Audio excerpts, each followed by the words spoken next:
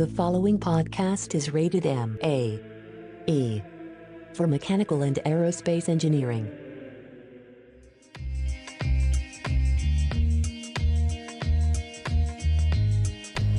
Friends, lend me your engineers.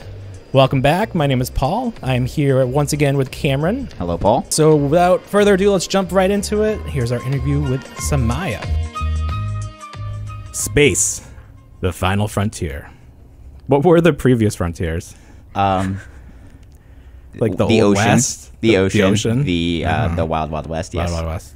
What are we talking about? We have a guest today. Sumayya, welcome. Thank you. It's so great to be here. Is it? We'll find out.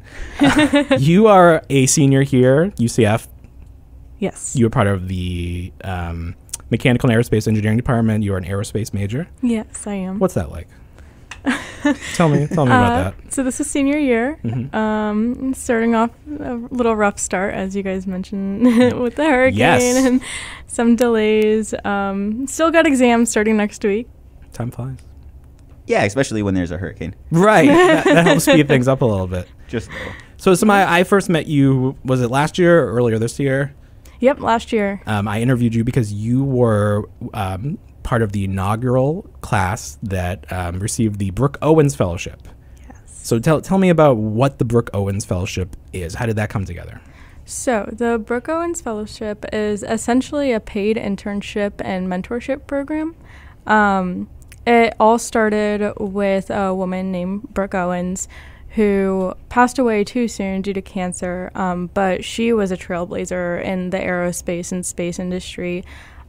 She was courageous. She was very generous. I mean, she spent so much of her time helping children who were orphans because of their parents who died of AIDS or HIV. She was super creative. In her spare time, she was a DJ and a stand-up poet. And on top of all of that, she worked at NASA. She worked in the Office of Management and Budget in the White House and was a pilot and worked for the FAA. She was just all over the place. Wow, and, you know, she died so soon, but she made a very long-lasting legacy with everybody she knew she impacted. So, and that's from coast to coast. I mean, she brought people together from all the way in Silicon Valley to all the way in DC, and just about everybody in the space industry knew who she was. So when she passed away a little over a year ago, 3 people who knew her really well, Will Pomerantz, Lori Garver, and Cassie Lee Clobberance, the 3 of them are all very inspirational, you know, in who they are. Will, for example, is the VP of Special Projects at Virgin Galactic, and Lori used to be the Deputy Administrator of NASA, and Cassie is the VP of Aerospace Applications at Vulcan Aerospace. They're all wonderful people and all in complete separate parts of the U.S., and they knew Brooke really well. So they decided to start this fellowship to honor Brooke and to represent her in a class of 36 fellows who would be paired up with a company, with a paid internship at a company, and 2 mentors, one inside of the company that they're paired with and one external to the company. So some of these companies include like SpaceX, Virgin Galactic, since Will is very close with them, Orbital ATK, that's where I was placed, Ball Aerospace. So there were a lot of very high-profile aerospace companies that partnered with the fellowship. And then it really did exceed expectations. I don't think they had initially intended that 36 women would be chosen for the fellowship. They were expecting maybe 10 or so women to apply. Oh, wow. But yeah, so it really did exceed expectations. But yeah, that's essentially what it is, just a paid internship and mentorship program. I remember that you mentioned you were very excited about who one of your mentors was going to be. Do you want to talk about that a little bit? Yeah, so Ellen Stofan, now she's a friend of mine. A Facebook friend? Yeah, Facebook friend. Oh, that's official. Yeah. Wow. She used to be the chief scientist of NASA, and I mean, being friends with her is interesting because she's so busy all the time. Like recently, she's like, let's Skype soon, but I have to go to the Cassini end of mission events in California first, and I'm going to go out to Europe, and then we'll find a time sometime in between. So she's all over the place. Wow. So it's fun scheduling with her. And then my other mentor, I found out after we had our interview, internal to Orbital ATK, is a woman named Sally Richardson, and she's one of the VPs of engineering in Orbital. And she was phenomenal. I mean, because we worked very closely, we were both located at headquarters when I was there over the summer. She scheduled a meeting with me every other week, and we just sat down and we chatted. And then eventually, after a couple meetings with her, she's like, "Okay, let's make this more productive." And so she meant that obviously in a very positive way. Mm-hmm. So she decided to start training me almost to become a good systems engineer, because she noticed that being a systems engineer, at least that was what my internship was, that I was really enjoying it, and I was. I mean, it really is like what I was made out to be, from what I could tell in my experience. And so she started doing these little training sessions with me instead of our casual chatting meetups. And she would go through some of the proposals that she wrote when she was a systems engineer. Obviously, nowadays, she's like an executive at the company, so she doesn't do that kind of stuff anymore. But I was just so happy that she took the time to sit down and talk about those things. So that was a mentorship that I got. That's awesome. How did you find out about this opportunity in the first place? Back when I was a director of external affairs, I was managing the Twitter, and I saw that Lori Garver, we follow her because, you know, she's the prior deputy administrator of NASA. She's kind of a big deal. Sure. I saw that she posted about the fellowship, and I was like, wow, this seems like I would fit it pretty well. So that's how I found out about it, through social media. And then that's actually how most people found out about it, from what I could tell, whether it was a Facebook post or their school shared it through their social media. I know Purdue is really active on Facebook and Twitter, so that's how most people found out. And well, just for the record, MAE is on Twitter. Yes. This is at UCF MAE. Come tweet at us. I actually do, from the SEDS Twitter, of course, from time to time. Of course. Yeah. For people that are interested in possibly applying, how would they go about doing that? So this year, the application is just about the same exact thing as last year, but it's just in a different electronic format. I would say it is a bit of an intensive application process compared to most scholarships, but I mean, this is really just a once-in-a-lifetime opportunity, or I guess a 4 times in a lifetime, since you're only an undergrad for like 4 years. So essentially you have to write an essay based on, you can choose between 9 different prompts, and the fellowship they don't focus on your GPA or what your major is even. I mean, a lot of the girls who were chosen are history majors or political science majors, so it's not just focused on aerospace engineering students.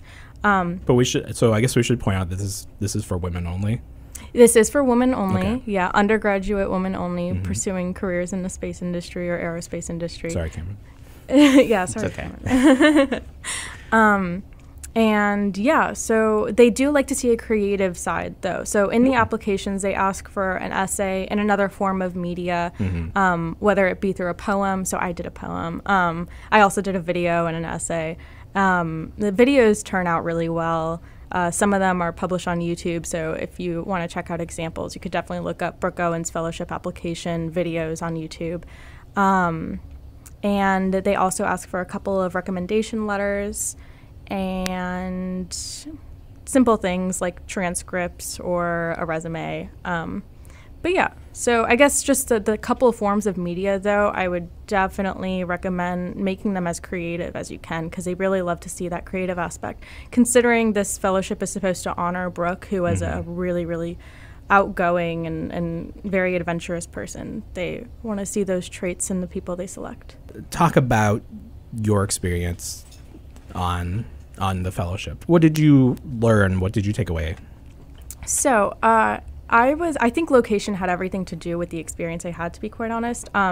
The girls were, all 36 women were sort of placed in different areas around the U.S., but we were clustered in major space communities, because that's just how the space industry is, really. And those major communities were L.A., Seattle, and D.C., and there was one girl all alone in Atlanta. I felt so bad, poor thing, but she still had a great time. And I was one of the D.C. fellows, and there were 10 of us up in the D.C. metro area. So like I said, I was at Orbital ATK. Some of the other fellows in the D.C. area were at the Airline Pilots Association, at Ball Aerospace, a couple other startup space companies in the area. And we grew so close. I mean, honestly, like immediately upon meeting each other, because it's not really that often that you meet other women interested in aerospace or space. And that's primarily the reason why this fellowship was made, is to sort of connect these women and form a cohort of women who will support each other throughout their careers as they develop their careers. And yeah, like I said, immediately upon meeting each other, we just clicked, and we spent the entire summer together every single weekend. It was so much fun. So give me an idea of a typical day. What you get to work. What do you do? So at Orbital, a typical day as a systems engineer, I guess I should specify. So I worked in a sort of new program within Orbital. For those of you who aren't aware of Orbital ATK, the main part of what they do in the space industry is make rockets, mostly using solid rocket fuel. But I didn't work on rockets. I worked in the more commercial aspect of what Orbital is doing nowadays. And they have a program called CIRUS, the Commercial Infrastructure for Robotic Assembly and Services. And essentially what it is it's an in-space robotic manufacturing and assembly satellite that helps to manufacture and sort of service other satellites in orbit. So the program I was on is mostly in the developmental phase, since it's only like 2 years old. And a lot of the systems engineering that we did was mostly to help design it, and just general systems engineering tasks included trade studies and working with a model-based systems engineering application, which is really like a whole new field within systems engineering. So it was, yeah, like I said, mostly in the developmental phase, and it was almost like being a part of a startup within a larger company. Mm-hmm. So that was a great experience. Is that the sort of work that after graduation you hope to be involved with? Absolutely. I always knew that I wanted to take on some kind of managerial position, but also still stay involved with all the technical decisions being made for a program. And I think systems engineering has that perfect balance of having that higher level overview of a program, but also still being able to help with the key design decisions. So I can absolutely see myself going into systems engineering, especially for something like robotic assembly and services in space, because I love robots. It's really been a huge part of the making of my interest in engineering. There was something we talked about in our interview, and it was something that I didn't realize existed. And you wanted to be involved. Is it space politics or space? What was it? So being in DC, yeah, I am very interested in space politics. Or policy. Is that what? Mm-hmm. Is that the same? Or is that? Same thing, I guess. So it was nice to be... Cameron's like, no, they're different. They're space politics is where you elect the president of space. Yeah, the president of space. Yeah. Well, unfortunately, you can't really elect NASA administrators. They're appointed by the president. So... yeah, I mean, right now it's going okay, though, I think. The best we can hope for, yeah. Given all the circumstances. But, yeah, being a part of space policy is really great, especially being in the D.C. area and seeing it so up close. I got to hang out with Lori Garver quite a bit, the woman who used to be deputy administrator of NASA, one of the founders of the fellowship. And she told us a lot of her experiences working in policy. She was appointed under Obama's administration, and she was a part of the whole cancellation of the Constellation program, and she can talk your ear off about how the SLS program is effective and how it isn't, and all these new things that are happening with NASA right now, and using the commercial space industry and adjacent to NASA to really promote the space economy. And but yeah, I mean, space policy is definitely something that I want to get into, but I think it might be something after I become a systems engineer and become really proficient in what I do. Mm-hmm. So I do love going to the Hill and advocating for policy, meeting with staffers of congressmen. And it's always good to, get your voice out there with these congressmen, because if there is nobody advocating for space policy, then no money's going to go to NASA, and we're never going to go to space. So that's why I think it really is a key mission for us space geeks to continue advocacy and continue to fight for the space politics that we want to see.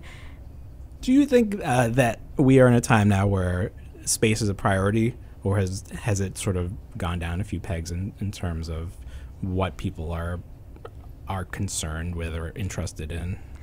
I certainly think the public isn't as engaged in space exploration as they were during the Apollo era, of course, because back then it was more so for competitiveness rather than for the purposes of exploring.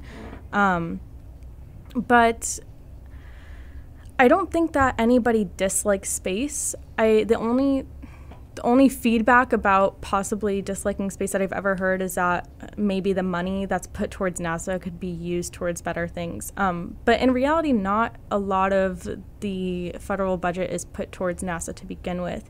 So I think with the money that NASA is being given, it's not. They're doing a lot with it. They're exceeding expectations with the money that they're being given.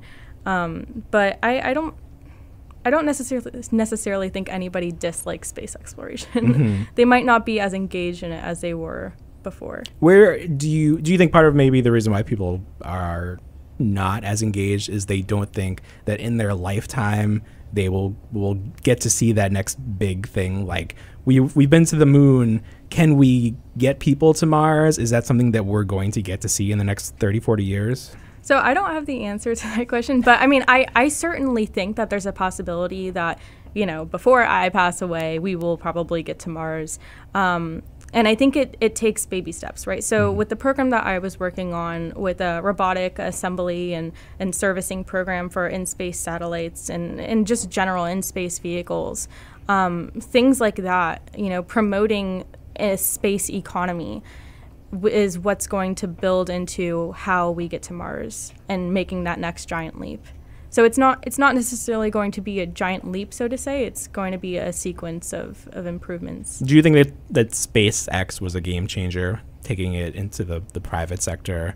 Is that something that's going to jumpstart a lot, move us much faster to our goals than if it was all governmental? Yeah, I absolutely think that the billionaires that are, putting their hands into the space industry nowadays, like Elon Musk and Jeff Bezos and Sir Richard Branson, I mean, they're really pushing the private industry to make advancements in space. I mean, it's unfortunate that you have to be a billionaire to be able to do that, but it's great that they're kickstarting the private space industry. Orbital ATK is also one of those commercial space influencers. When they started the Pegasus and the Cygnus program. Now that SpaceX is actually starting to launch satellites and even spy satellites with their Falcon 9, they really are ramping up the commercial space industry. Another thing that we talked about during the interview was science fiction and how there actually, Cameron laughs, but there actually are some science fiction movies that get it right. And one of those movies was The Martian with Matt Damon. That sort of delved into space policy, and that you said at the time that was a pretty accurate portrayal of how that works. Yeah, absolutely. I mean, I think some of the disputes that we saw within the NASA administrators, and I mean, even the science behind the movie, obviously, a lot of it was very accurate. It was a great portrayal of how NASA runs their politics and their missions. Also, I think The Martian is just a really great example of how we are getting the public interested in space again. So I'm so happy to see movies like The Martian and Interstellar being big hits in the theater. So just wanted to say that. So another thing that when we talked earlier, you mentioned that you will be the chair of Space Vision when UCF hosts a national conference this fall. And it's fall. Is that coming up? Yeah, that's coming up in November.